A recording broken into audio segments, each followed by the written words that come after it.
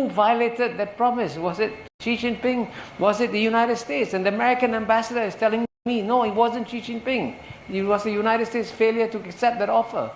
So that is a fact, but that fact never gets reported. That if you talk to the average American, they genuinely believe that the Chinese Communist Party has locked up 1.4 billion people in a jail. So, the impression that Chinese society is a gulag is created by the Anglo-Saxon media, which only gives a negative coverage of what's happening in China and doesn't describe all the positive developments. If you talk to the American congressmen, they have no clue because, frankly, and I'll name names, New York Times, Washington Post, Wall Street Journal gives them a distorted perspective on China. You've spoken quite a bit over this last week that you've been in Hong Kong on a number of different subjects. So I want to, as we're speaking at the Foreign Correspondents Club, ask you a couple of questions that relate to the media. In your writings and public remarks, you have often made the claim that what you call the Anglo-Saxon media has a distorted perspective of reality. You are speaking in the right room to air those grievances today. What is the nature of your criticism of Western media, particularly in its coverage of China?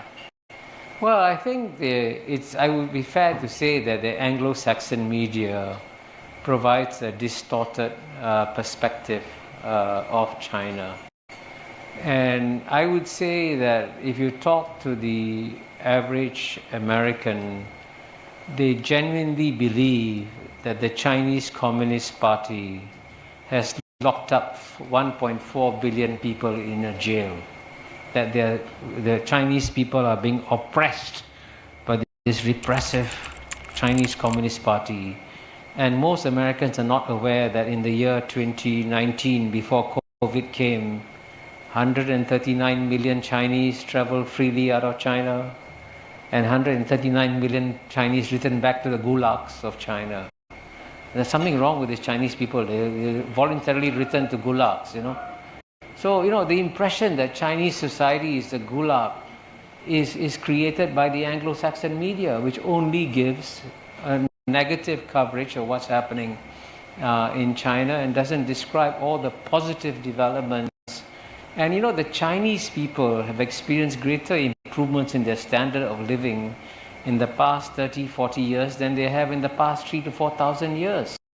So the sense of pride that the Chinese feel in what they have accomplished is absolutely amazing. But if you talk to the American congressmen, they have no clue because, frankly, and I'll name names, New York Times, Washington Post, Wall Street Journal gives them a distorted perspective on China.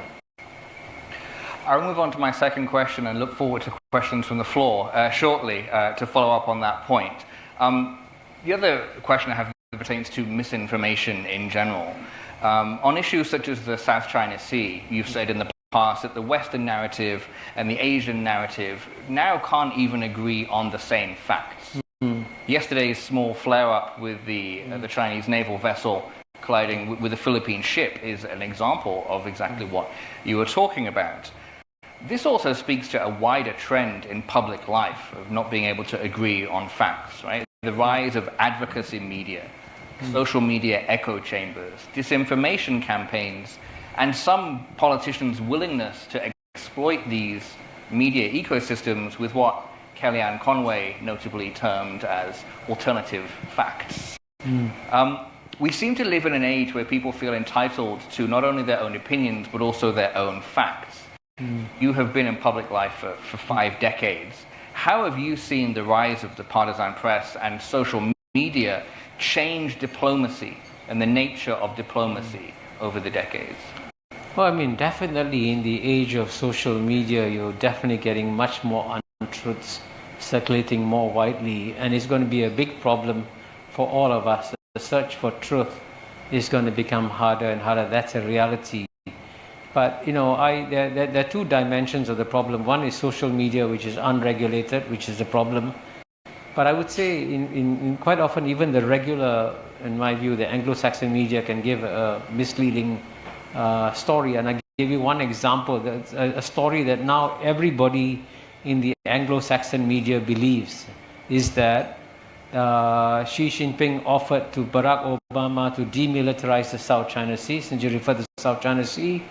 And after Xi Jinping made the offer, Xi Jinping violated his promise and militarized the South China Sea. Every Anglo-Saxon media says that. None of them report what I said in my book, Has China Won? I had lunch with the former American ambassador to China, Stapleton Roy. I have his permission to cite him and know him. Stapleton Roy said that when Xi Jinping made that offer to Barack Obama should have shaken his hand and said, let's do it. Let's demilitarize the South China Sea. But instead, there was no acceptance of that offer, and the United States stepped up its naval patrols in the South China Sea, rejecting Xi Jinping's offer. So who violated that promise? Was it Xi Jinping? Was it the United States? And the American ambassador is telling me, no, it wasn't Xi Jinping. It was the United States' failure to accept that offer. So that is a fact, but that fact never gets reported. Thank you. Some of us are concerned that the Chinese leader seems to be postponing his retirement indefinitely. Would you mind just commenting on that fact, please? Well, I mean, if you look at the history of East Asia, the countries that have successfully transformed themselves from what I call third world economy to first world economy have always had leaders who stayed in office for quite long. South Korea, Park Chung-hee. And if you look at territory like Taiwan, Chiang Ching-kuo. And certainly if you look at Singapore, Lee Kuan Yew. So there's a certain phases in the development of societies where having continuity of strong leadership makes a big difference. And by the way, in the British parliamentary system, you can stay on as a leader for 30 years if you win the elections and so on and so forth. So at the end of the day, length in office is not what matters. It's what you do with that length in office, whether or not you transform your society and leave behind something that is positive. And I'll give you another example. And this obviously you can see is a much more controversial example. One of the great mysteries to me is how Indonesia has emerged as the world's most successful Islamic democracy in the world. I mean, it's quite remarkable. They've had 3 peaceful transitions now, SBY, Jokowi to Prabowo. What happened? And the remarkable part of the answer is because they had a dictator like Suharto for so long, who actually improved the economic situation of the people at the bottom, raised their standard of living significantly, which then developed the middle class, which then developed the democracy that you see. So having leaders in office over a long time, if they do the wrong thing, if they do the right thing, can have a positive effect on the countries. What do you guys think? Do you think the population in the West has accurate information about China? Please leave your comment below. We would love to hear from you. Thank you for making it this far. If you like this video, you might want to share it with a like-minded friend.